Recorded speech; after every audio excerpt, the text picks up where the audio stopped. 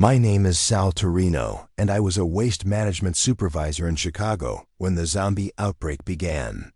I survived the first night by using my knowledge of the city's underground tunnel systems, while others died screaming in the streets above. The government lied about everything. The military tried to kill us all. I'm going to tell you exactly what happened that night and how my garbage routes became the difference between life and death. Before we start the video, let us know what country you are tuning in from in the comment section below. Perhaps we will make a story there. Let's begin. My name is Salvatore Torino, but everyone calls me Sal. For 27 years, I've been working in waste management here in Chicago. Not the most glamorous job, I'll give you that, but it's honest work. More importantly, it's work that taught me things about this city that most people never learn. When you spend nearly 3 decades collecting garbage, hauling hazardous materials, and maintaining the underground systems that keep a city running, you develop a certain perspective on how fragile our whole civilization really is. I was returning from a waste management conference in Milwaukee on October 15th, 2024. The conference had been focused on new protocols for handling biohazardous materials, something that had become increasingly important in our line of work. We'd been dealing with more medical waste contracts lately, especially from research facilities around the Great Lakes region. The speakers kept emphasizing how one small mistake in containment could lead to massive environmental disasters. They showed us case studies of previous incidents where improper disposal had contaminated entire neighborhoods. At the time, I thought they were just trying to scare us into following protocols more carefully. Looking back now, I realized they were preparing us for something they knew was coming. My flight was supposed to leave O'Hare at 4:30 that afternoon. Nothing unusual about that. I'd made this trip dozens of times over the years, always flying back on the same route. But as I sat in Terminal 3, waiting for boarding to begin, I started noticing things that didn't sit right with me. When you work in waste management, you develop an eye for patterns, for things that are out of place. You learn to spot problems before they become disasters. The first thing I noticed was the unusual amount of medical personnel moving through the terminal. Not passengers, but people in scrubs and lab coats who looked like they were on official business. They were carrying equipment cases and moving with the kind of urgency that comes from emergency response training. I'd seen that same movement pattern during hazmat cleanups at my facility. These weren't people catching flights. These were people responding to something. Then there were the maintenance crews. O'Hare always has maintenance workers around. But this was different. They were implementing some kind of enhanced cleaning protocol. I watched them seal off entire sections of the terminal, using plastic sheeting and warning tape that I recognized from biohazard containment procedures. The cleaning chemicals they were using had that sharp, medicinal smell that you only encounter during serious decontamination work. The news reports on the terminal televisions kept mentioning a helicopter crash downtown around 5 o'clock. The reporters were saying it had happened at the Merchandise Mart, right in the heart of the business district. But what caught my attention wasn't the crash itself. It was how the officials kept changing their story about what the helicopter had been carrying. First, they said it was a routine medical transport. Then they mentioned hazardous materials. Then they started talking about a research facility. Each update seemed to add new details while contradicting the previous ones. In my experience, when authorities can't keep their story straight about hazardous materials, it usually means the situation is much worse than they're willing to admit publicly. I called my dispatcher back at the facility to let him know my flight was delayed. Tony Kowalski had been working with me for 15 years, and he knew how to read between the lines when it came to emergency situations. When I told him about the increased security and the hazmat protocols I was seeing at the airport, he got quiet for a moment. "Sal," he said, "we got a call about 3 hours ago to prepare for emergency medical waste pickup from some research facility downtown. They wanted us to have our level 4 containment truck ready, We haven't used that truck since the chemical spill in Cicero 2 years ago. That information hit me like a punch to the gut. Level 4 containment is reserved for the most dangerous biological materials, the kind of stuff that requires specialized training and equipment to handle safely, the kind of stuff that can kill you if even microscopic amounts escape containment. If they were calling for level 4 pickup, whatever had been in that helicopter was serious. The PA system crackled to life around 6:45. Ladies and gentlemen, due to an ongoing emergency situation in downtown Chicago, all outbound flights are currently delayed. We ask for your patience as we work with local authorities to resolve this situation. I'd heard enough corporates speak over the years to know when officials were buying time well. They figured out how bad things really were. This wasn't a standard weather delay or mechanical issue. This was the kind of announcement they make when they don't know what else to say. That's when I saw the first responders arriving in numbers that didn't match the story we were being told. Police, fire department, hazmat teams, and what looked like military personnel in unmarked vehicles. They weren't just responding to a helicopter crash. They were setting up for something much bigger. I found myself paying closer attention to the other passengers around me. Most of them were focused on their phones or complaining about the delay. But a few seemed to be picking up on the same signs I was noticing.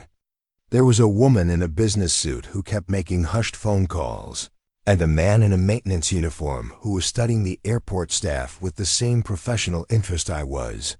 The maintenance worker caught my eye and walked over. His name tag read Martinez, and he had the weathered hands of someone who'd spent years working with industrial equipment. "You notice anything strange about this whole situation?" he asked, keeping his voice low. "Plenty," I replied. "You work here?" "Contracted cleaning services. Been working airports for 12 years. Never seen protocols like what they're implementing. Today, they're treating this terminal like a contamination site." Martinez confirmed what I'd been suspecting. The cleaning protocols, the equipment being used, the way staff were being rotated out of certain areas. It all pointed to biological contamination concerns that went far beyond a simple helicopter crash. "They brought in specialists from the CDC about an hour ago," Martinez continued. "Flew them in on a military transport.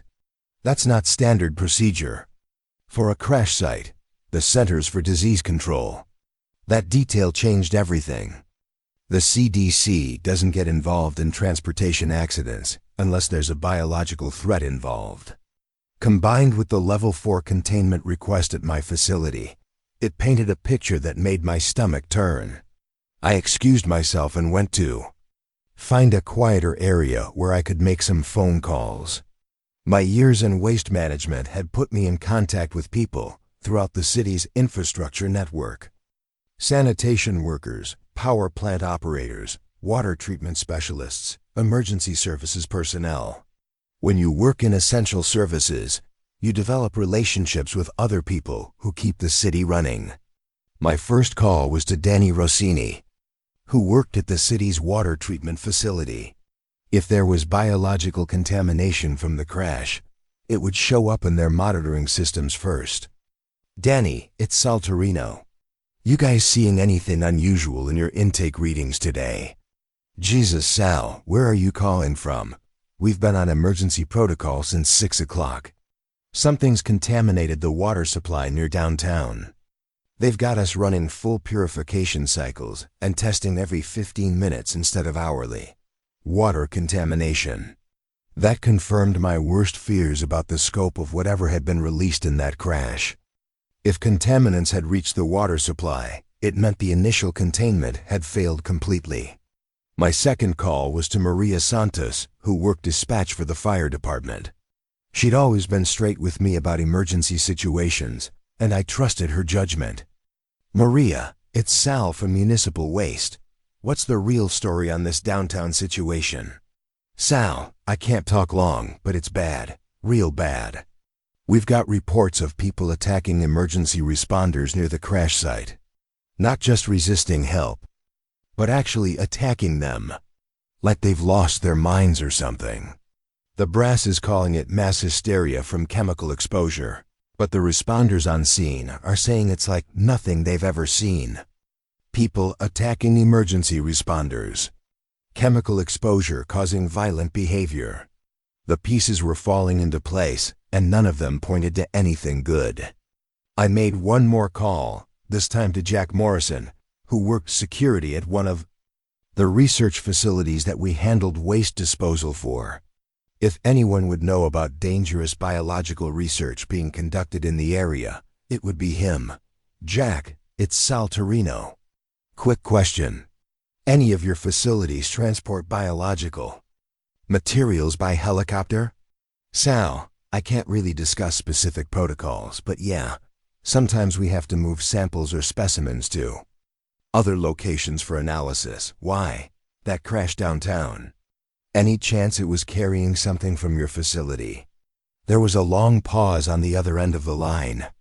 Sal, if you're asking that question, you probably already know the answer. And if you know the answer, you need to be very careful about where you are right now. Jack hung up before I could ask any follow-up questions, but his message was clear.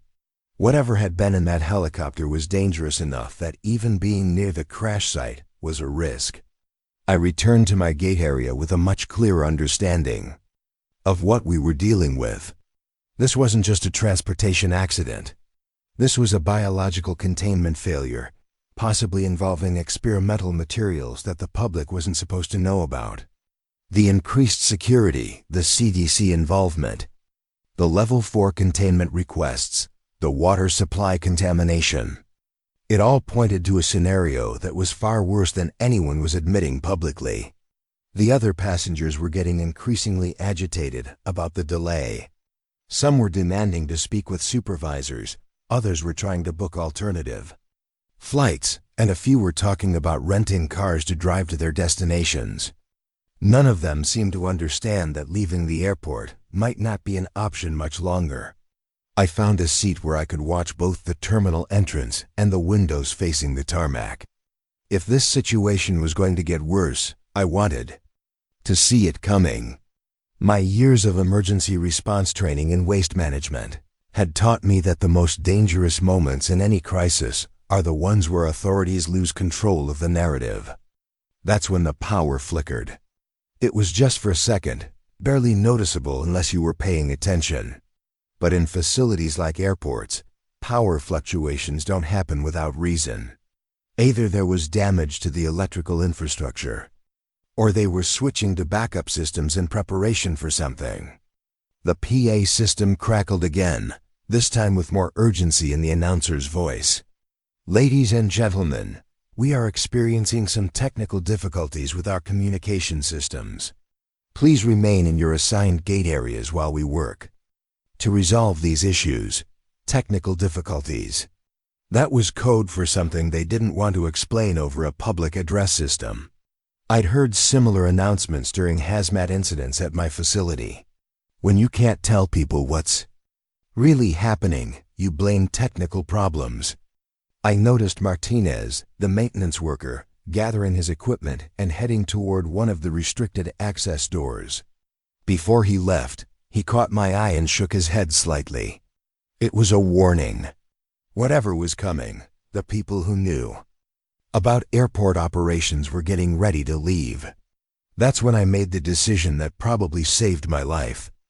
Instead of staying in my seat like a good passenger, I got up and started walking around the terminal.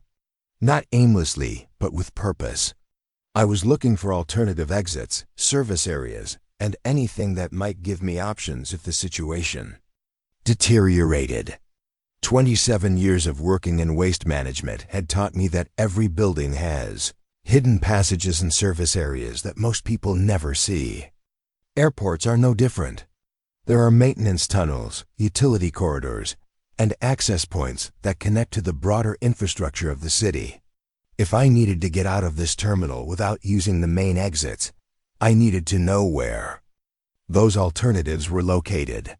I found what I was looking for near the food court. A maintenance door marked authorized personnel only that looked like it led to the lower levels of the terminal. I tested the handle quietly. Locked, but it was the kind of electronic lock that would open with the right access card. As I was examining the door, I heard shouting from the main terminal area.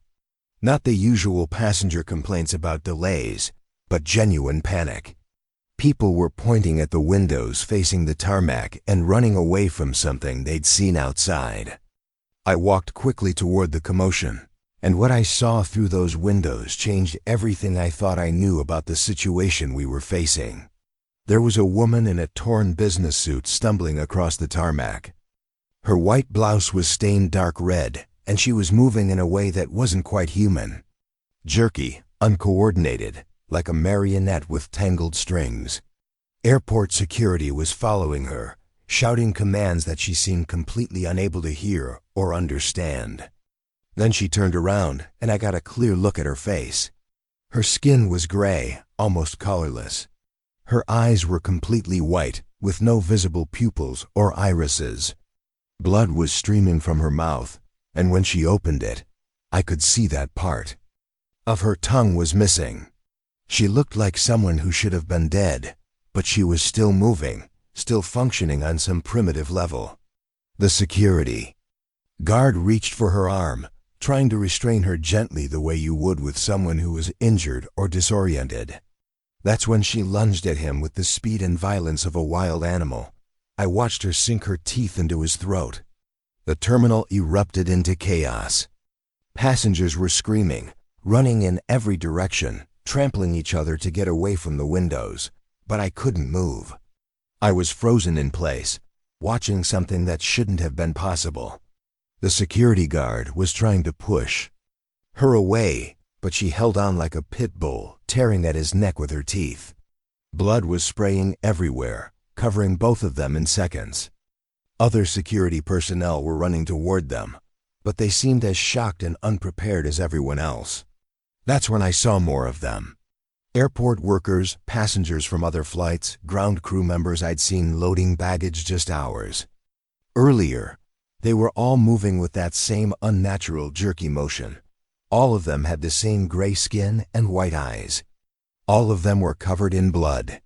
And they were all heading toward the terminal building. The PA system crackled to life. One more time, but this announcement was different. The voice was strained, barely controlled. Attention passengers and airport personnel. Terminal 3 is now under emergency lockdown. Please remain calm and follow the instructions of security personnel. Do not attempt to leave the terminal building. That's when I knew we were all in serious trouble. 27 years of collecting Chicago's garbage had taught me one fundamental truth about emergency situations. When the people in charge start telling you to remain calm, it means they've already lost control of the situation. When they tell you not to leave, it means staying is probably the most dangerous thing you can do. But as I looked around at the chaos in the terminal, and then back at the growing number of those things approaching the building from outside, I realized that leaving might not be possible anyway. Whatever had been in that helicopter, whatever biological material had been released in the crash, it was doing something to people that turned them into predators. The woman I'd watched attack the security guard hadn't been acting like someone under the influence of chemicals or suffering from mass hysteria. She'd been acting like something that was no longer entirely human. And if the pattern I was seeing held true, that security guard would be joining her soon. The lights flickered again, longer this time, and when they came back on, the terminal felt different, colder, more dangerous. The normal sounds of airport operations had been replaced by screaming, running footsteps, and something else that made my blood run cold. The sound of breaking glass as those things outside found their way into the building. The sound of shattering glass echoed through Terminal 3 as the first of those things broke through the main entrance. I'd seen enough industrial accidents in my career to know when a situation had moved beyond containment, and this was it. The emergency protocols, the CDC involvement, the Level 4 containment requests, none of it had worked. Whatever biological agent had been released in that downtown crash was spreading faster than anyone had anticipated. The military response arrived within minutes, but not in the way you'd expect for a rescue operation. Black helicopters circled overhead, and armored vehicles surrounded the entire airport complex. Through the terminal windows, I could see soldiers in full biohazard gear setting up a perimeter. They weren't here to evacuate us. They were here to make sure nothing got out. I grabbed the maintenance worker Martinez, who was still near the restricted access door. "What's your security clearance for this facility?" I asked him. "Level 2 access," he replied, his voice shaking as he watched more of those infected people pressing against the terminal windows. "But they've probably locked down all electronic systems by now." "Try your card anyway," I told him. "We need to know what our options are." Martinez swiped his access card at the maintenance door, and surprisingly, it opened. The electronic systems were still functioning, which meant the lockdown hadn't reached the infrastructure level yet. That gave us a window of opportunity, but probably not for long. Before we could move, a group of airport security officers approached our area. Their leader, a sergeant whose name tag read Williams, was trying to maintain order among the increasingly panicked passengers. "Everyone needs to move to the center of the terminal," Williams announced. "Stay away from the windows and exterior doors. Military personnel are establishing a safety perimeter." I heard enough official announcements in the past few hours to recognize when someone was following a script they didn't fully understand. "Sergeant Williams," I called out, "what's the real situation here?" "I work in hazmat cleanup, and this looks like biological containment failure." Williams looked at me with the expression of someone who'd been given incomplete information and was trying to make the best of it. "Sir, I can only tell you what I've been told. There was an incident downtown involving hazardous materials. Some people have been affected and are behaving aggressively. The military is here to contain the situation and provide medical assistance." "Medical assistance?" I gestured toward the windows where more infected people were gathering. "Sergeant, look at them. Do they look like they're going to respond to medical treatment?" Williams looked where I was pointing, and I saw his professional composure crack slightly. The infected people outside weren't acting like victims of chemical exposure or mass hysteria. They were acting like predators who had found their prey. They were pressing against the glass with single-minded focus, completely ignoring the armed soldiers who were trying to establish control. That's when I overheard a radio conversation that changed everything I thought I knew about the military response. Two soldiers in biohazard suits were standing near the information desk, and their radio chatter was clearer than it should have. "Ben, military communications are usually encrypted, but in emergency situations, they sometimes switch to open channels to coordinate with civilian authorities. Command, this is Checkpoint Alpha. We have visual confirmation of infected civilians attempting to breach Terminal 3. Request permission to engage." The response crackled back through their radio.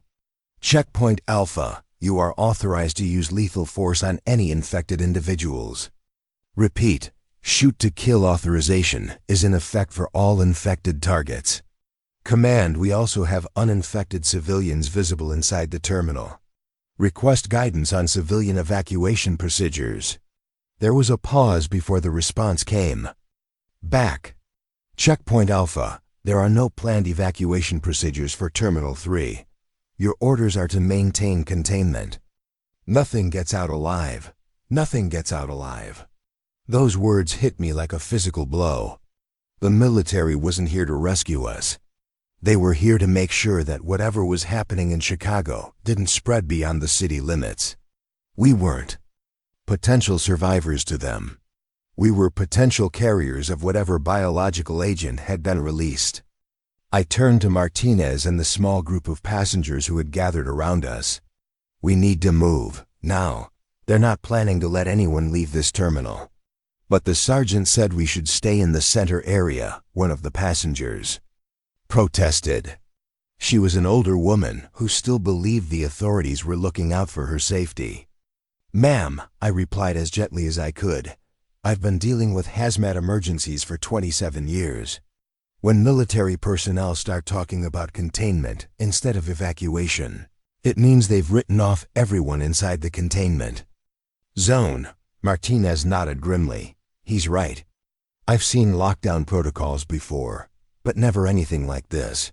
They're treating this entire terminal like a contaminated site that needs to be sterilized."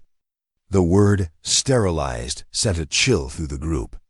In hazmat terminology, sterilization doesn't just mean cleaning. It means complete elimination of all biological material, infected or not. I made a decision that would determine whether we lived or died in the next few hours. I know a way out of here, but we have to move fast and we have to stay together.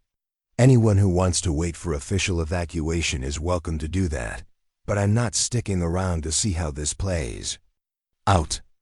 7 people decided to come with me. Martinez, the older woman whose name was Dorothy, a businessman named Peterson, a college student called Amy, a off-duty paramedic named Rodriguez, and 2 maintenance workers who had been trapped in the terminal when the lockdown began. As we prepared to leave the main terminal area, I overheard another radio conversation that confirmed my worst fears about the scope of this crisis. "Command, this is perimeter control. We're receiving reports of similar incidents in Detroit, Milwaukee, and Minneapolis. Request confirmation on coordination with other containment operations. Perimeter control confirmed. Operation Clean Slate is active in 7 metropolitan areas. Chicago is priority 1 due to initial outbreak location.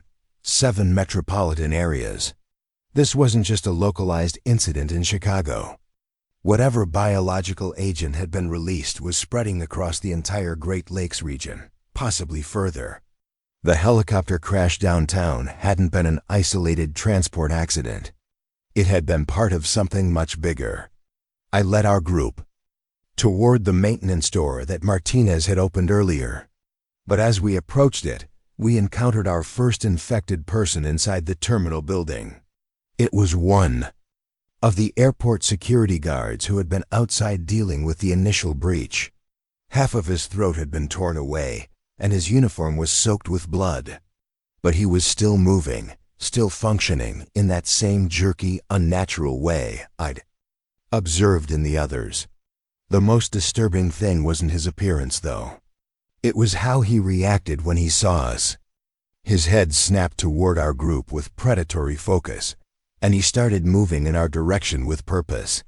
This wasn't random violence or chemical-induced psychosis. This was hunting behavior. Rodriguez, the paramedic, stepped forward instinctively. "Sir, you're injured. Let me help you." "No." I grabbed Rodriguez's arm before he could get closer. "Don't approach him. Look at his eyes." The infected guard's eyes were completely white, just like the woman I'd seen outside. But more importantly, there was no recognition there, no human consciousness. Whatever was left of the person he'd been was gone, replaced by something that viewed us as prey. "We go around him," I whispered to the group. "Stay quiet, move slowly, and don't make direct eye contact." But Amy, the college student, was already panicking. Oh God, what happened to him? What's wrong with his face?" Her voice triggered something in the infected guard. He let out a sound that wasn't quite human, somewhere between a growl and a scream, and charged directly at us. Peterson, the businessman, reacted faster than I would have expected. He grabbed a metal chair from the waiting area and swung it at the infected guard's head. The impact should have knocked him unconscious, but instead, it barely slowed him down. That's when I realized we were dealing with something far worse than I'd initially understood. Whatever biological agent had caused this transformation wasn't just affecting behavior. It was changing people on a fundamental physiological level, making them stronger, more durable, and completely resistant to pain. Martinez used his access card to open the maintenance door, and we all rushed through into the service corridor beyond. The door automatically locked behind us, but I had no illusions that it would keep the infected guard out for long. If they retained enough problem-solving ability to find their way into the terminal building, they could probably figure out how to follow us into the maintenance areas. The service corridor was dimly lit and much quieter than the main terminal. For the first time since this crisis had begun, we could actually hear ourselves think. But the relative calm gave us an opportunity to process what we just witnessed. And the implications were terrifying. "That guard," Rodriguez said, his medical training helping him analyze what he'd observed. "The trauma to his throat should have been fatal. The blood loss alone should have put him in shock. But he was moving like the injury didn't affect him at all. It's like they don't feel pain anymore," Peterson added. "I hit him full force with that chair, and he barely even flinched." Dorothy, the older woman, was crying quietly. "What kind of disease does this to people? How is this possible?" I didn't have an answer for her, but I had a theory based on the research facility connections I'd been tracking. The conference one attended in Milwaukee last week focused on biological weapons defense. One of the presentations discussed experimental viruses that could affect the central nervous system while leaving basic motor functions intact. "You think this is some kind of biological weapon?" Amy asked, her voice barely above a whisper. "I think whatever was being transported in that helicopter was never supposed to see the light of day," I replied. "And I think the people responsible for containing it have decided that eliminating witnesses is more important than saving lives." We continued through the service corridor, following signs that led toward the lower levels of the terminal complex. My knowledge of building infrastructure told me that these maintenance areas would eventually connect to the broader utility systems that serve the entire airport. From there, we might be able to access the underground networks that connected to the city's infrastructure. But as we walked, I could hear sounds coming from the main terminal area above us. Not just the screaming of panicked passengers anymore, but the systematic sounds of military operations.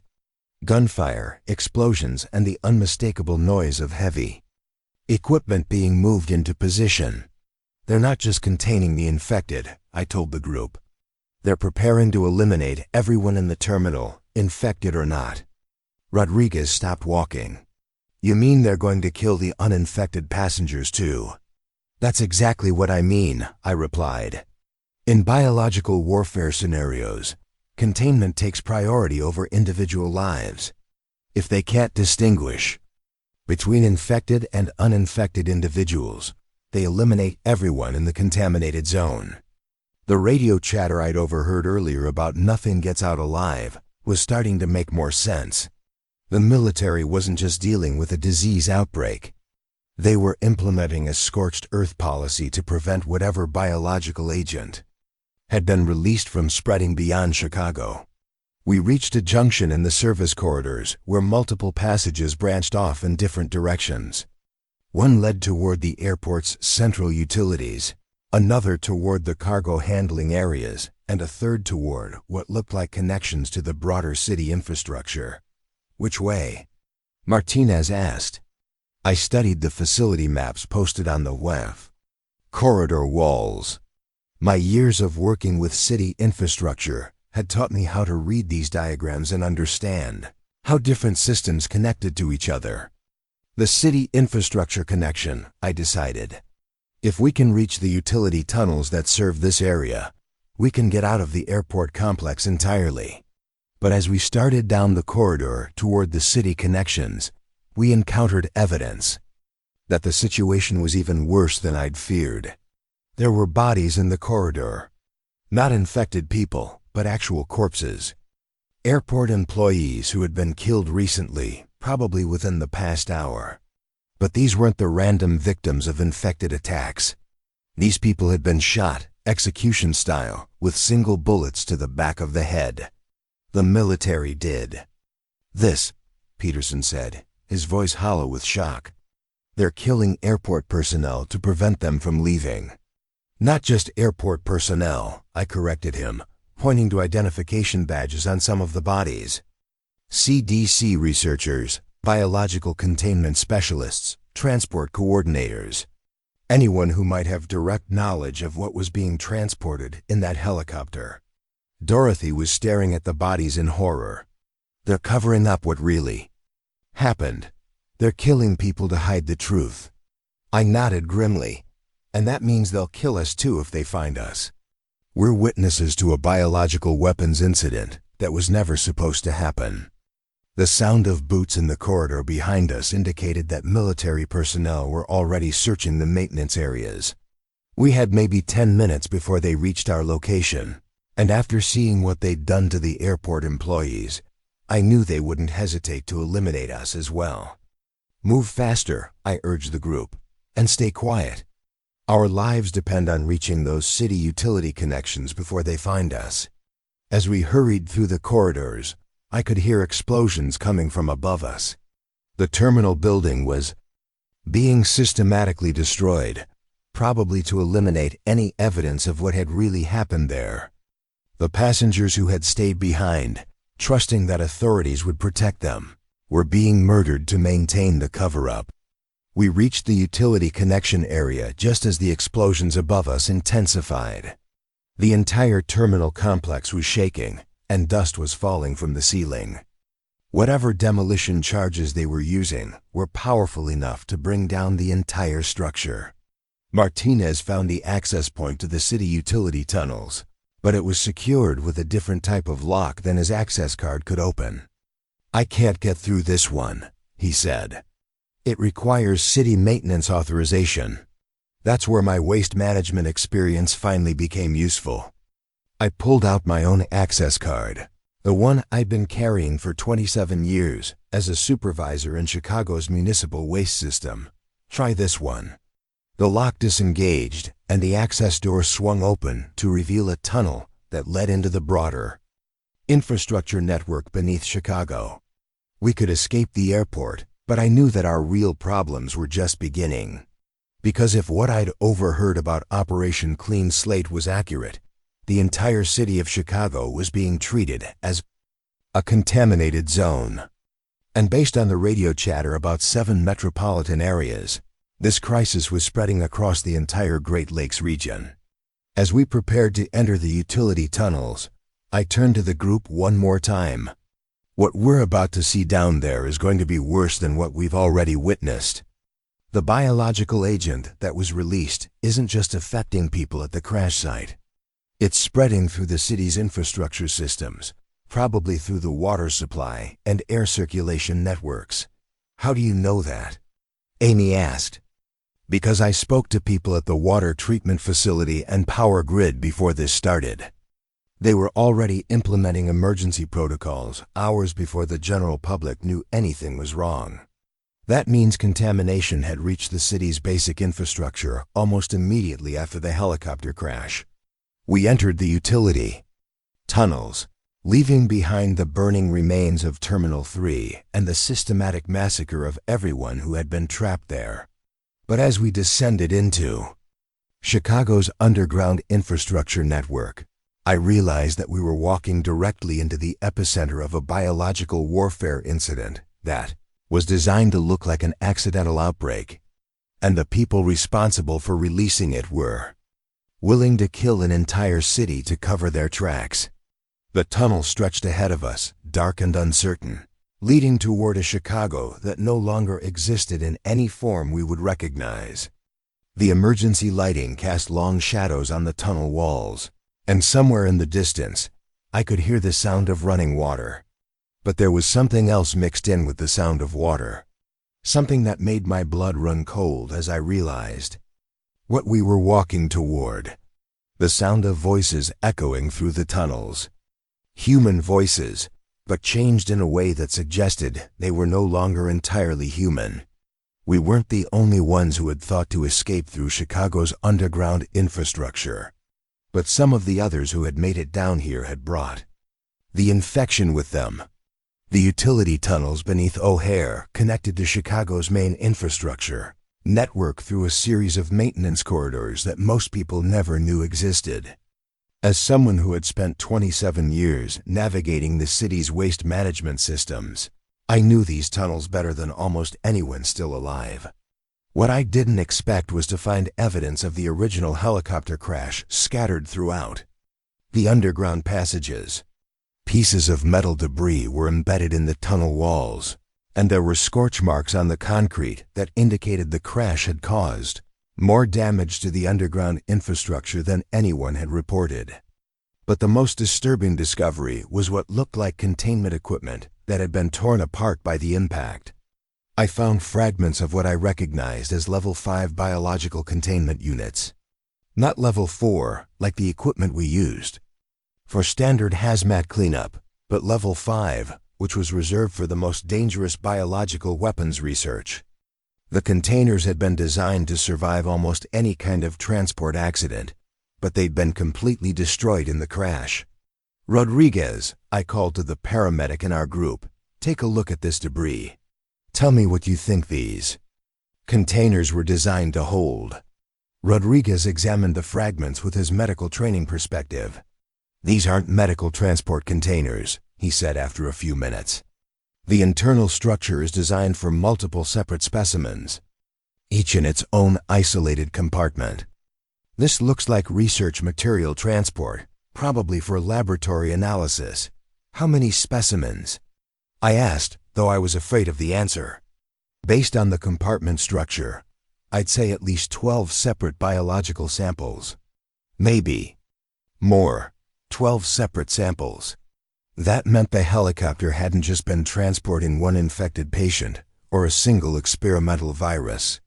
It had been carrying multiple biological weapons, possibly different variants of whatever agent was now spreading through Chicago. Martinez found more debris further down the tunnel, and his discovery was even more disturbing. "Sal, you need to see this," he called from about 50 yards ahead of us. What he'd found was paperwork. Partially burned documents that had survived the crash and the subsequent cover-up attempts. Most of it was too damaged to read, but I could make out enough to understand what we were really dealing with. The documents were from something called Project Renaissance, a joint military and civilian research program focused on population density management through controlled biological agents. The helicopter had been transporting test samples from a research facility in northern Wisconsin to analysis laboratories in Chicago, Detroit, and Minneapolis. "Population density management," Dorothy repeated when I read that phrase aloud. "What does that mean?" I'd heard enough corporate and military euphemisms in my career to translate what that really meant. It means they were developing biological weapons designed to reduce population in targeted areas. This wasn't medical research. This was weapons research. The implications were staggering. The biological agent spreading through Chicago wasn't the result of an accidental release during medical transport. It was a deliberate test of population control weapons that had gone wrong when the transport helicopter crashed in downtown Chicago instead of reaching its intended destination. But there was more information in those damaged documents that made the situation even worse. The research program wasn't just testing one biological agent. They were testing multiple variants, each designed for different environmental conditions and population densities. The 12 specimens Rodriguez had identified represented 12 different approaches to biological population control. Amy, the college student, was reading over my shoulder as I examined the documents. It says here that they were planning controlled releases in multiple cities to test effectiveness under different conditions. "Controlled releases," I said, the words tasting bitter in my mouth. They were planning to deliberately infect American cities with biological weapons to see how well they worked. Peterson, the businessman, had gone very quiet as he processed this information. The radio chatter we heard about 7 metropolitan areas. That wasn't about containing accidental outbreaks. That was about controlling the results of deliberate biological weapons tests. I nodded grimly. And when the Chicago test went wrong because of the helicopter crash, They had to implement emergency containment protocols to prevent the weapons from spreading beyond their intended target zones. The sound of voices echoing through the tunnels was getting closer, and they definitely weren't normal human voices anymore. There was something wrong with the way they were communicating, something that suggested the biological agent was affecting speech and cognitive function in addition to behavior. "We need to keep moving," I told the group. "And we need to stay away from the main water distribution lines. If these biological agents are spreading through the city's infrastructure, the water system would be the primary vector." My knowledge of Chicago's underground systems told me that we were approaching a major junction where several different utility networks converged. Water distribution, electrical conduits, natural gas lines, and waste management all came together in a central hub that served most of the northwest suburbs. But as we got closer to that junction, I started noticing changes in the tunnel environment. That indicated we were walking into a contaminated zone. The air had a chemical smell that I recognized from hazmat incidents, and there were stains on the tunnel walls that looked like biological material. "Stop," I warned the group. "We're entering a contaminated area. Everyone needs to cover their nose and mouth with whatever fabric you have available." We were dealing with biological agents that could potentially spread through airborne transmission, and we had no protective equipment. The best we could do was try to minimize our exposure and hope that brief contact wouldn't be enough to cause infection. Rodriguez was examining the stains on the tunnel walls with growing concern. "This looks like organic matter that's been partially dissolved by some kind of biological process. Whatever agent they were testing, it doesn't just affect living organisms.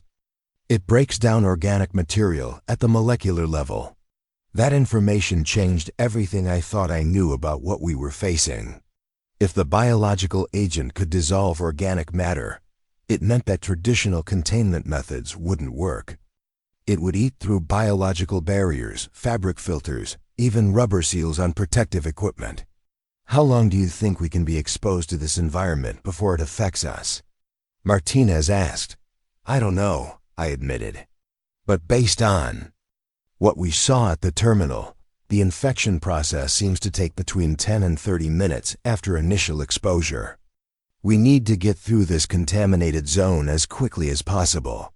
We moved through the junction area at the fastest pace we could manage while staying together as a group.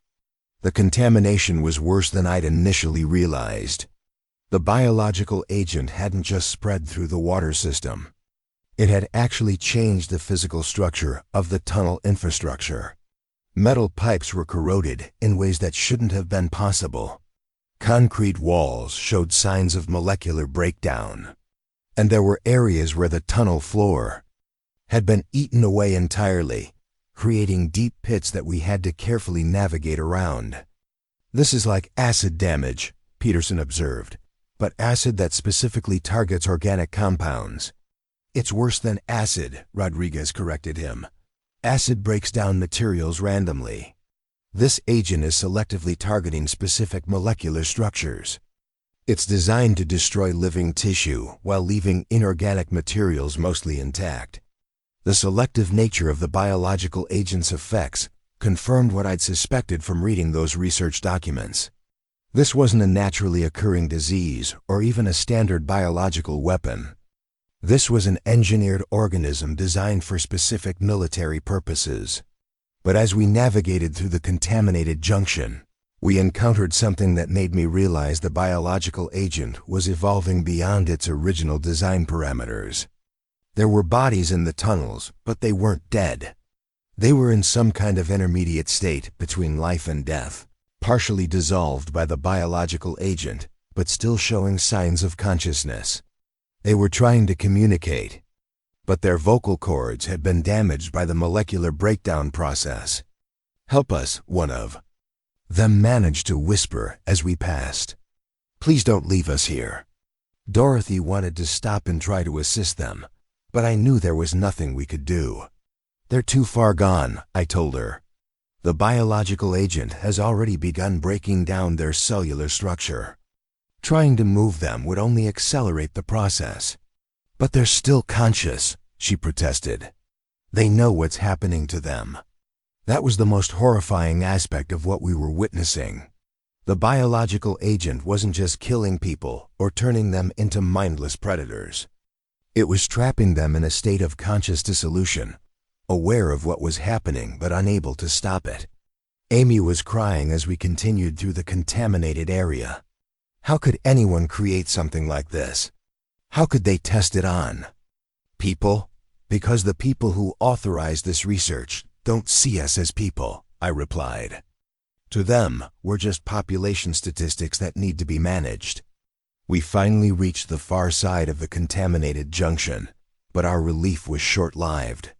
The tunnel ahead of us was flooded, not with water, but with some kind of organic fluid that had been created by the biological agent's breakdown of organic matter in the water system. The fluid was about 3 feet deep and covered the entire width of the tunnel. There was no way around it, and turning back would mean walking through the contaminated junction again, which would almost certainly result in our infection. We have to go through it, I decided. But we move fast, and we don't let any of it get into our mouths or open wounds. Martinez tested the depth with a piece of debris. It's not too deep, but the bottom is slippery. We'll need to be careful not to fall. Rodriguez was studying the fluid with his medical knowledge. This looks like dissolved human tissue mixed with contaminated water. The biological agent has essentially liquefied anyone who was in the water system when the contamination spread. That meant we were about to wade through the remains of possibly hundreds of people who had been killed by the biological agent. But it was either that or wait in the tunnels until the military found us, and I'd seen what they were doing to witnesses. We entered the contaminated fluid and began making our way across the flooded section of tunnel. The smell was indescribable, like a combination of medical waste and industrial chemicals. But worse than the smell was the texture. The fluid had a consistency that made it clear we were walking through what had once been human beings. Halfway across, Dorothy slipped and fell face first into the contaminated fluid. She came up coughing and spitting, with the organic matter covering her face and hair. We helped her to her feet and got her to the other side as quickly as possible, but I knew she'd been exposed to a massive dose of the biological agent. "How long do I have?" she asked, understanding immediately what her fall meant. "Based on what we observed at the terminal, probably 20 to 30 minutes before the symptoms begin," I told her honestly. "I'm sorry," Dorothy nodded calmly. "Then we better move fast. I want to get as far away from this place as possible before I become like those things we saw." Her courage in the face of certain death was humbling. She was an elderly woman who had probably never faced anything more dangerous than a delayed flight, but she was handling the reality of her infection with more grace than I would have expected from a trained emergency responder. We continued through the tunnels, following my mental map of Chicago's infrastructure toward my waste management facility in Cicero. But as we got closer to areas that I knew well, I started noticing that the contamination was spreading faster than should have been possible. Sections of tunnel that should have been clean were showing signs of biological agent activity. The selective molecular breakdown, the organic fluid accumulation, the corroded metal infrastructure. It was all appearing in areas that were miles away from the original crash site. "The biological agent is reproducing," Rodriguez observed, coming to the same conclusion I was reaching. "It's not just spreading through existing contamination. It's creating new contamination as it goes." That meant the 12 specimens from the helicopter weren't just 12 separate biological weapons. They were 12 different reproductive variants of the same basic organism, each designed to spread and evolve under different conditions. Amy was struggling to keep up as we moved through the increasingly contaminated tunnels. "How far is it to your facility?" she asked. "About 2 miles through the tunnel system," I replied. "But at the rate this contamination is spreading, we might not find anything recognizable when we get there." The biological agent wasn't just affecting people and organic matter. It was changing the entire ecosystem of the city's underground. Infrastructure. Pipes, cables, support structures, everything that contained organic compounds was being systematically dissolved and reconstituted into something else. Behind us, I could hear Dorothy's breathing becoming labored. The biological agent was beginning to affect her respiratory system, just like it had with the infected people we'd encountered at the terminal. But she was still walking, still functioning, still maintaining her human consciousness even as the organism began its work. "Sal," she called to me, her voice already changing slightly. "I need you to promise me something. When I start to change, when I become like those things we saw, I need you to leave me behind. Don't let me become a danger to the rest of the group." I wanted to tell her that we'd find some way to help her, that maybe the biological agent would affect her differently. But I knew she was right. In 20 to 30 minutes, Dorothy would become one of the infected, and we couldn't risk the safety of the entire group for one person who was already beyond saving. The tunnel ahead of us was beginning to show signs of structural damage from the biological agent's effects. Support beams were corroded, ceiling sections were sagging, and there were areas where the tunnel floor had collapsed entirely. "The entire infrastructure is breaking down," Peterson observed. "This biological agent isn't just a weapon against people. It's a weapon against civilization itself." That was exactly what it was designed to be. A population control weapon that would not only eliminate people, but also destroy the infrastructure that supported urban civilization. It was designed to return targeted areas to a pre-industrial state by systematically breaking down all the organic compounds that held modern society together. As we approached the area where my waste management facility should have been located, I could see light ahead in the tunnel. Not artificial lighting, but actual daylight filtering down from above. That meant the surface structures in this area had been destroyed, probably by the biological agent's effects on the building materials. We climbed up through the damaged tunnel toward the surface, and what we found there was unlike anything I could have imagined. Chicago as we knew it no longer existed. The biological agent had transformed the entire urban landscape into something alien and hostile. But we had survived the tunnel system, and we were closer to my facility than I dared to hope. If any of my crew had made it through the initial outbreak, they would have gone there. It was our designated emergency rally point, and it had resources that might help us survive what was coming next. As we emerged from the underground tunnels into the transformed landscape of Chicago, I realized that our real challenge wasn't just surviving the biological agent. It was figuring out how to live in a world where the fundamental rules of biology and physics had been changed by military weapons that were never supposed to exist.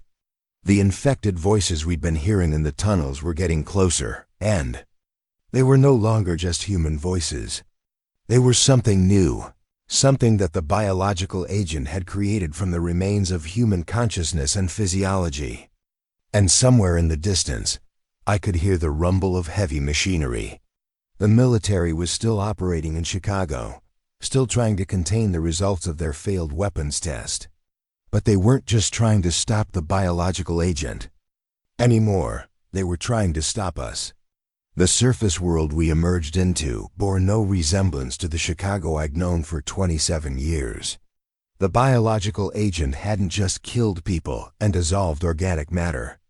It had transformed the entire urban landscape into something that defied everything I thought I understood about how cities worked. Buildings that had contained significant amounts of organic materials in their construction had partially collapsed, creating a twisted maze of steel and concrete that looked like the skeleton of some massive creature.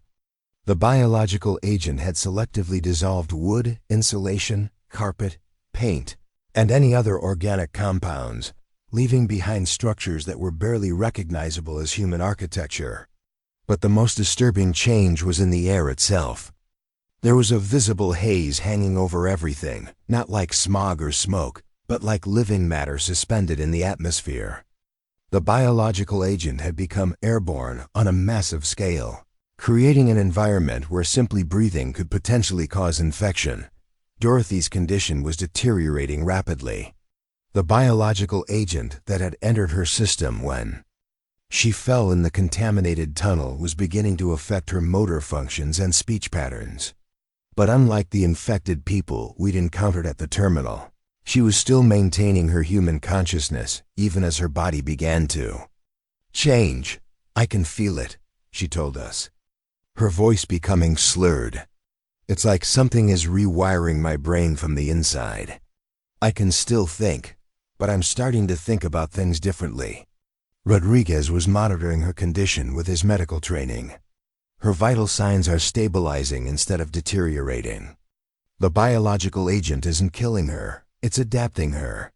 That revelation changed everything I thought I knew about what the biological agent was designed to do. It wasn't just a population control weapon that killed indiscriminately. It was some kind of evolutionary catalyst that transformed human beings into something else entirely. "What am I becoming?" Dorothy asked, though her voice now carried strange harmonics that hadn't been there before. "I don't know," I admitted. "But based on what we're seeing, the biological agent doesn't just destroy human consciousness. It changes it into something that can survive in the environment it creates." The rumble of heavy machinery I'd been hearing was getting closer, and through the transformed urban landscape, I could see military vehicles approaching our position. But these weren't the same biohazard-equipped troops we'd encountered at the airport. These were different units with different equipment and apparently different orders. "Movement detected in Sector 7, I heard through their radio communications.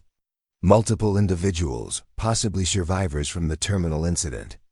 Engaging for interrogation and containment. Interrogation. That meant they wanted us alive, at least temporarily. But given what I'd seen of the military's approach to witness management, I doubted they planned to let us live long enough to tell anyone what we'd discovered about Project Renaissance. "We need to reach my facility," I told the group. "It's only about half a mile from here, but we'll have to move through areas where the biological agent is actively transforming the environment." Amy was staring at the transformed cityscape with the wide-eyed shock of someone whose entire worldview had been shattered in a matter of hours. "How is any of this possible? How can a biological agent change matter at the molecular level?" "Because it's not just a biological agent," I explained, based on what I'd learned from the research documents. "It's a hybrid of biological and nanotechnological components. The organic elements provide the reproductive and adaptive capabilities, while the nanotechnological elements provide the molecular manipulation functions." Peterson was examining the partially dissolved buildings around us. "So this is what they meant by population density management. They weren't just planning to kill people. They were planning to make entire urban areas uninhabitable." "Worse than that," I corrected him.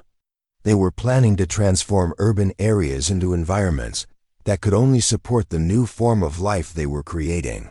This isn't just a weapon. It's terraforming technology." The military vehicles were close. Enough now that I could see the soldiers were wearing different protective equipment than the units at the airport.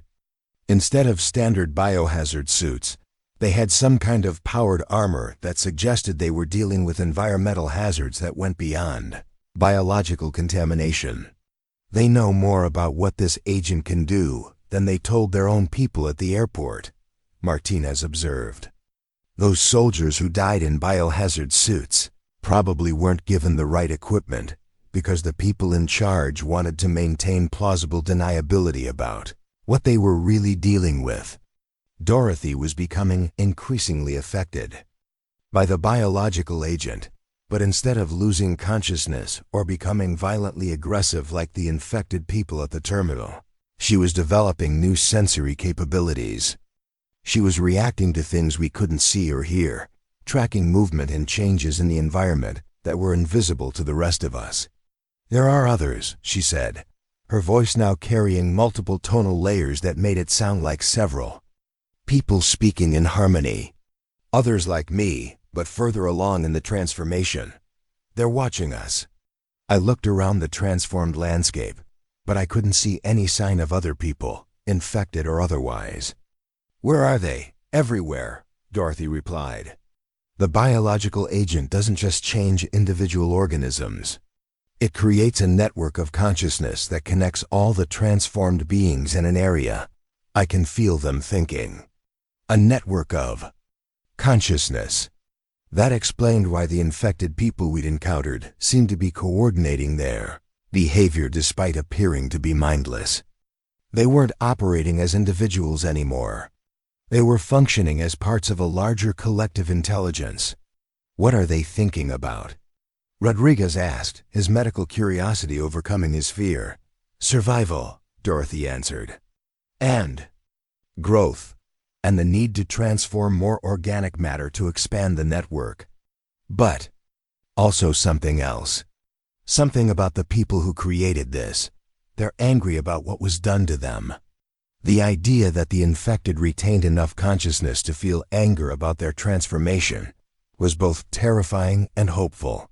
It meant that somewhere inside the network of transformed beings, human emotions and memories still existed. But it also meant that the collective intelligence that was emerging from the biological agent's effects had access to human knowledge about technology, infrastructure, and military operations. The infected weren't just predatory creatures. They were a new form of intelligent life that understood exactly who was responsible for their creation. The military vehicles had stopped about 200 yards from our position, and soldiers in powered armor were deploying with weapons that I didn't recognize. Not standard military firearms, but some kind of energy-based weapons that were designed to disrupt biological processes. Advanced Containment Unit, this is Command, their radio chatter revealed. Target group includes at least one infected individual showing signs of advanced transformation. Authorization granted for field testing of neutralization protocols. Field testing. They were planning to use us as test subjects for weapons designed to kill the transformed beings. But what they didn't understand was that Dorothy's connection to the collective intelligence meant that everything they did to us would be observed and analyzed by every infected person in Chicago. We have to move now, I told the group. They're not here to rescue us. They're here to experiment on us. We began moving through the transformed urban landscape toward my waste management facility, but the environment itself was working against us. The biological agent had changed the molecular structure of everything it touched, creating surfaces that were either too slippery to walk on or too unstable to support our weight. Martinez was using his maintenance experience to find stable paths through the transformed infrastructure. The agent seems to leave certain synthetic materials mostly intact, he observed. Plastics, ceramics, some metals. We can use those as handholds and footing. But as we navigated through the hazardous environment, Dorothy's transformation was accelerating. Her physical appearance was changing in ways that made it clear she was becoming something that was no longer entirely human. Her skin was developing a translucent quality that revealed underlying structures that shouldn't have been visible. I'm not going to be able to stay with you much longer, she told us. The network is calling me to join the collective consciousness. But before I go, I need to tell you what I'm learning from the others. What are you learning? I asked. This isn't the first time they've tested biological agents like this, Dorothy replied. The network contains memories from people who were transformed in other locations, other cities. This has been happening for months, maybe years, but on a smaller scale. That information confirmed my worst fears about Project Renaissance. The helicopter crash in Chicago hadn't been the first test of these biological weapons. It had been the largest test, probably intended to demonstrate the technology's effectiveness on a major metropolitan area. How many other cities? Peterson asked. Dozens, Dorothy answered, her voice now so layered with harmonics that it was difficult to understand. Small towns, rural areas, isolated facilities. They've been perfecting the technology and studying the results. Chicago was supposed to be the final demonstration before full-scale deployment. Full-scale deployment. That meant the biological weapons we were dealing with weren't just experimental prototypes. They were production-ready weapons that were intended for widespread use against civilian populations. The military units behind us were beginning to advance, using their energy weapons to clear paths through the transformed environment. The weapons seemed to temporarily reverse the biological agent's effects, dissolving the organic modifications, and returning materials to their original molecular structure. But Dorothy's connection to the collective consciousness was providing her with information about those weapons that the military probably didn't want us to know. The reversal effect is temporary, she warned us. The biological agent adapts to whatever disrupts it. Each time they use those weapons, the network learns how to resist them better. We were witnessing an arms race between military technology and a rapidly evolving biological intelligence that was using the consciousness and knowledge of thousands of transformed human beings to improve its defensive capabilities. As we got closer to my waste management facility, I could see that it had been partially affected by the biological agent, but not as severely as the surrounding buildings. The industrial construction and synthetic materials had provided some resistance to the molecular transformation effects. More importantly, I could see lights in some of the building's windows. Electrical lighting, which meant someone had restored power to the facility. That someone was probably members of my crew who had made it to our emergency rally point. But Dorothy was rapidly reaching the point where she could no longer function as part of our group. Her physical transformation was making it difficult for her to move in the same way we did, and her consciousness was becoming increasingly focused on the collective intelligence rather than our immediate survival needs. "I have to leave you now," she said, her voice now so changed that it was barely recognizable as human speech. "But I want you to know that the network will remember what you've done for me. When the collective intelligence decides how to deal with the people responsible for this, your kindness will be taken into account."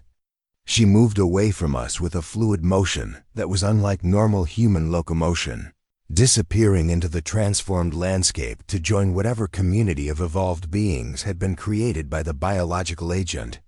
The loss of Dorothy was emotionally devastating, but it also provided us with crucial intelligence about what we were really facing. The biological agent wasn't just creating mindless infected creatures. It was creating a new form of intelligent life that retained human memories and emotions while developing capabilities that went far beyond normal human limitations. We reached the perimeter of my waste management facility just as the military units behind us began using their energy weapons more aggressively. They were systematically destroying sections of the transformed environment, probably trying to prevent the biological agent from spreading further. But if Dorothy's information was accurate, their efforts were not only futile but actually counterproductive. Each attack was providing the collective intelligence with more information about military capabilities and tactics. The facility's main gate was still functional, and I used my Supervisor access codes to open it. Inside the compound, I could see that several of my crew members had indeed made it to the rally point. But they weren't alone. There were other people in the facility, some of whom I recognized as employees from other essential services departments. Water treatment workers, power grid technicians, emergency services personnel. It looked like survivors from across Chicago's infrastructure network had gravitated toward our facility. But there was something else in the facility that I hadn't expected. Military equipment that belonged to units other than the ones that were currently pursuing us. Vehicles, communication equipment, weapons, and supplies that suggested some members of the military had also reached our location.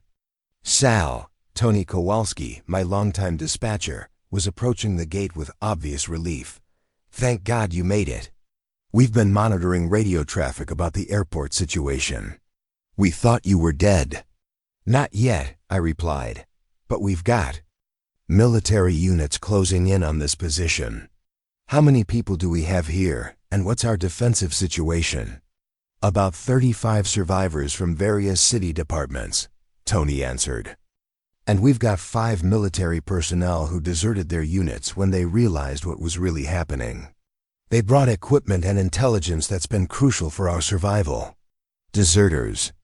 That meant there were members of the military who had refused to participate in the cover-up and massacre of civilians. They might have information that could help us understand the full scope of Project Renaissance and what we needed to do to survive it. But as we entered the facility, I could see smoke rising from several locations around Chicago. The military wasn't just trying to contain the biological agent anymore. They were implementing the final phase of their containment protocol, which appeared to involve burning entire sections of the city. "They're destroying evidence," Martinez observed, looking at the fires, "eliminating any trace of what really happened here." The radio equipment in my facility was more sophisticated than what we'd had access to in the tunnels, and it was revealing the true scope of the military operation. Chicago wasn't just being contained. It was being systematically erased, along with everyone who had witnessed the failed biological weapons test. But somewhere in the burning city, the collective intelligence that had emerged from the biological agent was learning, adapting, and planning its own response to the people who had created it.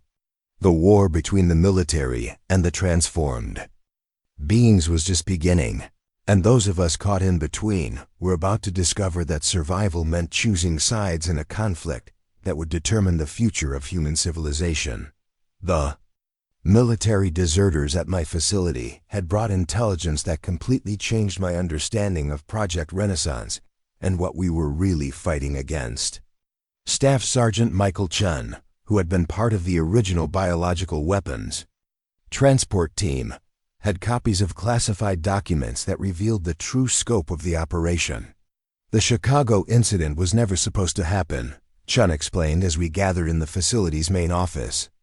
"The helicopter was carrying 12 specimens to research facilities in 7 different cities: Detroit, Milwaukee, Minneapolis, Cleveland, Indianapolis, St. Louis, and Chicago.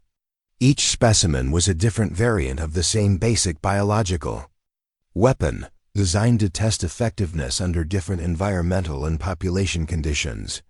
"So the other cities are dealing with this too?"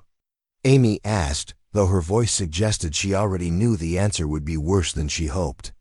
"All 7 cities were hit simultaneously," Chun confirmed. "The helicopter crash in Chicago caused an uncontrolled release, but the other 6 cities received their specimens as planned. What you're seeing here is the result of an accidental, massive exposure. The other cities are experiencing controlled, smaller-scale releases that are being monitored and documented." The implications were staggering. Chicago hadn't been the victim of an accidental biological weapons release. We'd been the victim of the worst-case scenario in a series of deliberate biological weapons tests being conducted on American civilians. Tony Kowalski had been monitoring radio communications from the other affected cities using our facility's equipment. "The patterns are the same everywhere," he reported. "Initial outbreak, military containment, systematic elimination of witnesses, and then complete information blackout. But Chicago is different because the scale is so much larger." "Different how?" Rodriguez asked. "The other cities are being contained and controlled," Tony explained. "Chicago is being written off as a total loss. They're planning to sterilize the entire metropolitan area and blame it on a terrorist attack or industrial accident." Sterilization meant nuclear weapons. The military was planning to detonate nuclear devices over Chicago to eliminate all evidence of the biological weapons test and ensure that none of the transformed beings survived to spread the infection beyond the containment zone. One of the other deserters, Lieutenant Sarah Martinez, had been part of the nuclear response planning team.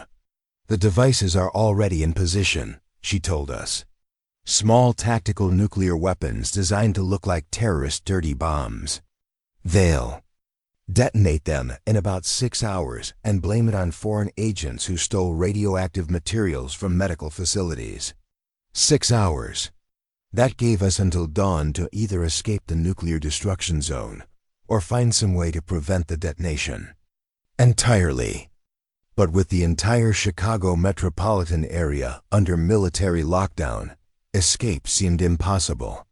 What about the transformed people? Peterson asked. Do they know about the nuclear weapons? The collective intelligence knows everything we know, I replied, remembering Dorothy's connection to the network of transformed beings. If they retained human knowledge and memories, they understand exactly what's planned for them. That was when the radio equipment started picking up transmissions that weren't coming from military units or emergency services. The signals were coming from the transformed beings themselves, and they were coordinating a response to the nuclear threat. The transmissions weren't in normal human language. They were in some kind of hybrid communication that combined human speech patterns with other frequencies that our equipment could barely detect. But there was enough recognizable content to understand that the collective intelligence was mobilizing for a massive coordinated action. They're not just going to wait to be eliminated, Chun observed, listening to the strange transmissions. They're planning something. What they were planning became clear when the transformed beings began emerging from the areas where they'd been hiding and moving toward specific targets throughout the city. Not random violence or chaotic destruction, but organized military style operations against the forces that were preparing to destroy them. The collective intelligence had access to the memories and knowledge of thousands of transformed human beings, including military personnel, emergency responders, engineers, and city infrastructure workers. They knew where the nuclear weapons were positioned, how they were controlled, and what needed to be done to prevent their detonation. This is unprecedented, Lieutenant Martinez said, monitoring the tactical situation. We're seeing coordinated military operations by non-human intelligence using human knowledge and technology. The transformed beings are conducting precision strikes against nuclear weapon deployment sites. Through our facility's security cameras, I could see small groups of transformed beings moving through the area with purpose and coordination that exceeded what most human military units could achieve. They were using the infrastructure knowledge they'd inherited from their human memories to navigate through areas that should have been inaccessible.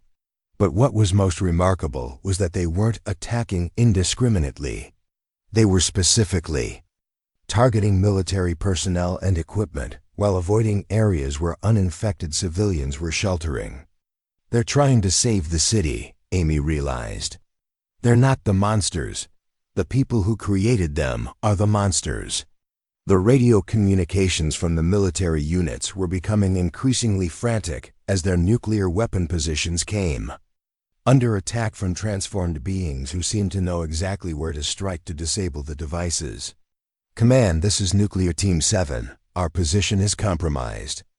Unknown hostiles with detailed knowledge of our equipment configurations are conducting surgical strikes against our deployment systems.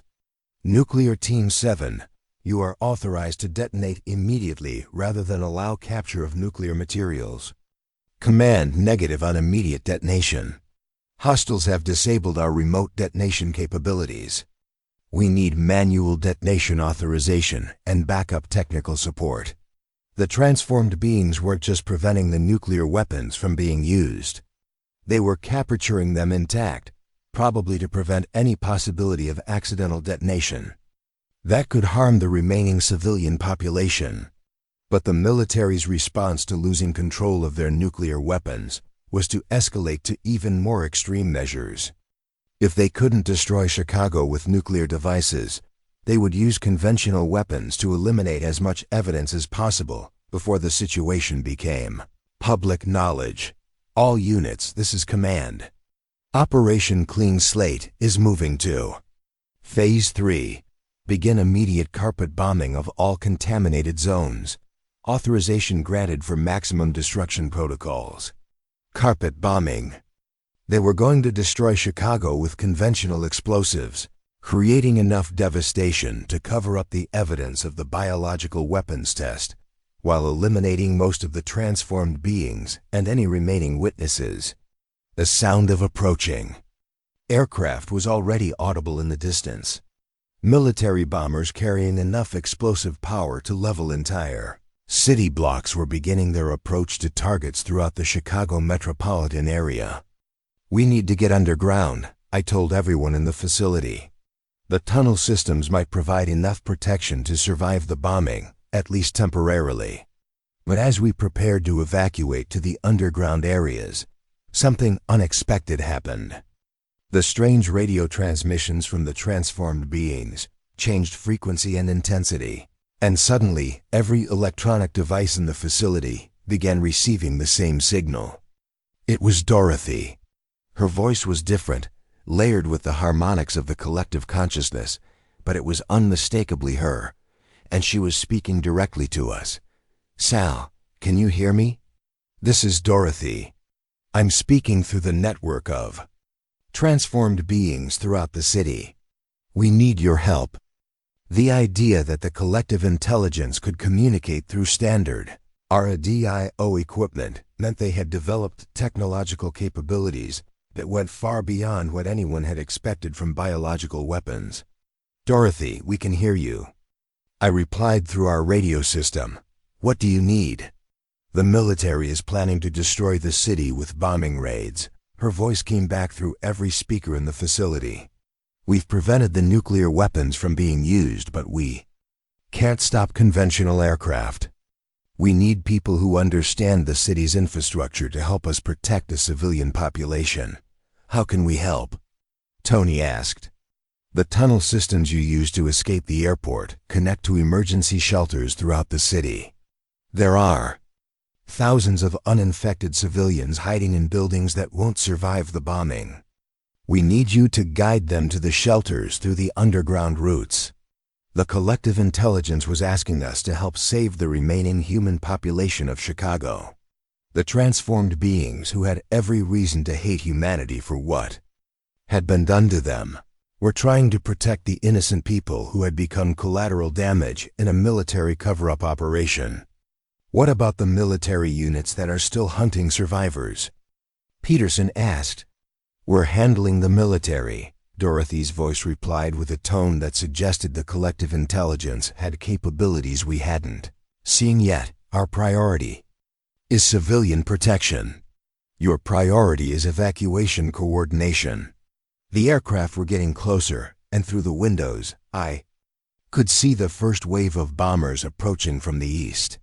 But I could also see something else that changed the entire tactical situation. The transformed beings weren't just hiding or defending themselves anymore. They were actively engaging. Military aircraft using technology that seemed to combine their enhanced physical capabilities with salvaged military equipment. Groups of transformed beings were launching projectiles at the bombers with accuracy that exceeded human capabilities. They were using their collective intelligence to coordinate targeting solutions that would have required sophisticated computer systems for normal humans to achieve. "They're shooting down the bombers," Chun observed, watching the aerial combat through binoculars. "Somehow they're using improvised weapons to engage military aircraft." The transformed beings had access to the technical knowledge of every military engineer, pilot, and weapons specialist who had been converted by the biological agent. They understood aircraft vulnerabilities, ballistics, and targeting systems better than most military units. But the military response was escalating again. If conventional bombing couldn't destroy the evidence and eliminate the witnesses, they would resort to the final option in their containment protocol: all units. "This is command. Chicago containment has failed. We are implementing Omega Protocol. Evacuate all personnel to minimum safe distance and prepare for strategic nuclear deployment." Omega Protocol meant they were abandoning any pretense of precision or damage limitation. They were going to use strategic nuclear weapons to obliterate the entire Chicago metropolitan area, regardless of how many innocent civilians were killed in the process. Strategic nuclear weapons, Lieutenant Martinez explained grimly. Not the tactical devices they were planning to use for a cover-up. These are city-killer weapons designed to eliminate everything within a 50-mile radius. The transformed beings seemed to understand the escalation as well, because their radio transmission suddenly changed to include detailed technical information about nuclear weapon systems and military command structures. "Sal," Dorothy's voice came through our radio again. "The collective intelligence is sharing information about military nuclear capabilities. We know where the strategic weapons are located and how they're controlled. But stopping them will require coordinated action by both transformed beings and uninfected humans." "What kind of coordinated action?" I asked. "The nuclear weapons are controlled from a central command facility outside the contamination zone. The transformed beings can't reach it because of the military perimeter, but uninfected humans might be able to get close enough to disrupt the control systems."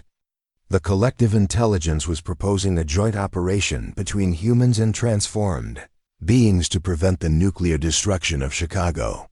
It was a level of cooperation between species that had never been attempted before, and it was our only chance of survival.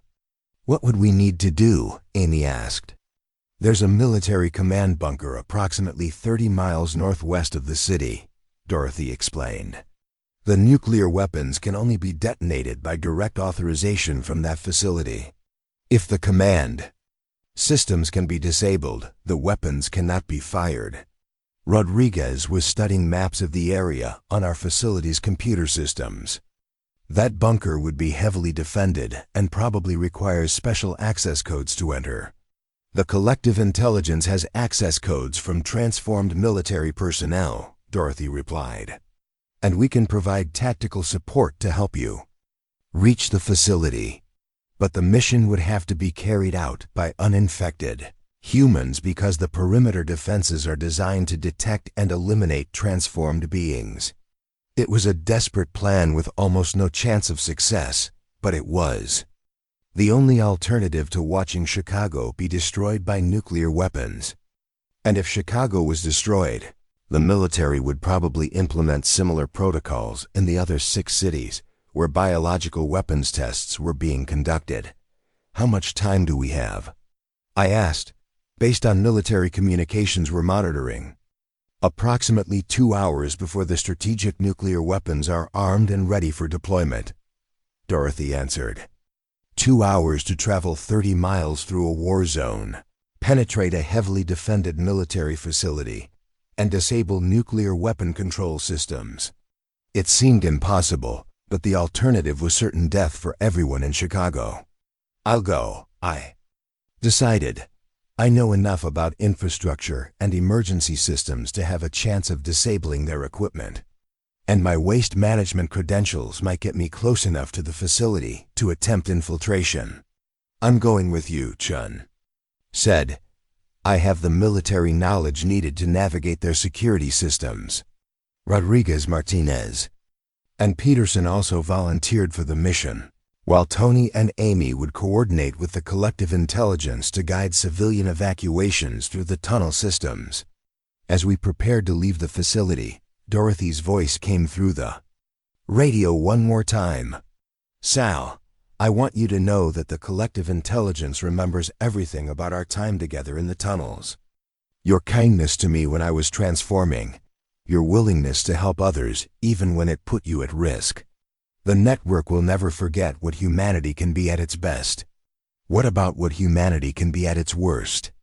I asked, thinking about the people who had created the biological weapons and were now planning to use nuclear weapons to cover up their crimes. "The collective intelligence understands that humans are capable of both creation and destruction, compassion and cruelty," Dorothy replied. "When this crisis is over, when the immediate threats have been eliminated, the network will work with humans who choose cooperation over domination." That was the hope we were fighting for. Not just the survival of Chicago or the prevention of nuclear destruction, but the possibility of a future where humans and the transformed beings could coexist and build something better than what had existed before. We left the facility in vehicles that had been modified to operate in the contaminated environment, heading toward a military bunker that contained the power to destroy or save the largest city in the Midwest. Behind us, the collective intelligence was coordinating the largest civilian evacuation in history, using infrastructure knowledge that only the transformed beings possessed. The next 2 hours would determine whether Chicago survived as a symbol of cooperation between species, or was erased from the map as evidence of humanity's darkest impulses. But whatever happened, the world would never be the same again. The biological weapons that were supposed to control population had instead created a new form of intelligent life. The military cover-up that was supposed to hide the truth had instead revealed the extent of government willingness to sacrifice civilian lives. And the people who had been dismissed as expendable because of their working-class occupations had become the key to survival for everyone. This is just the beginning of my story. Tomorrow we start taking back our cities, one facility at a time.